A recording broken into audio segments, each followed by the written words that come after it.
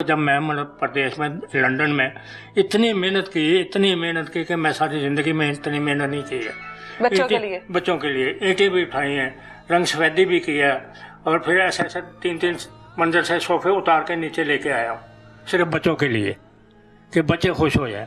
मेरे सारे रूममेट बोलते थे चाचा इन्हें पैसा घर ना भेजिएगा, अपने वास्ते कुछ रख। मैं उनको यही बोलता था कि यार मैं कल्ला आदमी इधर मेहनत करता हूँ, मजदूरी करता हूँ, मेरे बच्चे तो खुशहाल है ना, अच्छे कपड़े पहनते हैं, अच्छी गाड़ियों में घूम अल्हम्दुलिल्लाह सबके पास गाड़ियाँ हैं, मोटरसाइकिलें हैं, हर चीज़ है।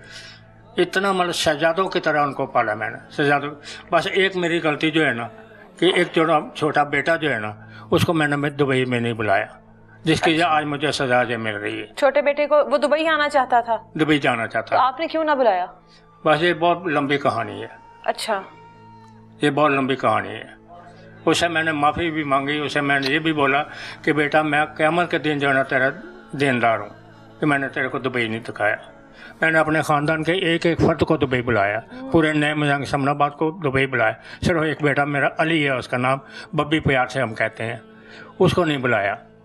आखिर में उसको मैंने बुलाना था, लेकिन उसके लिए मैं अच्छा सोच रहा था कि किसी अच्छी जगह पे उसको सेट करूं।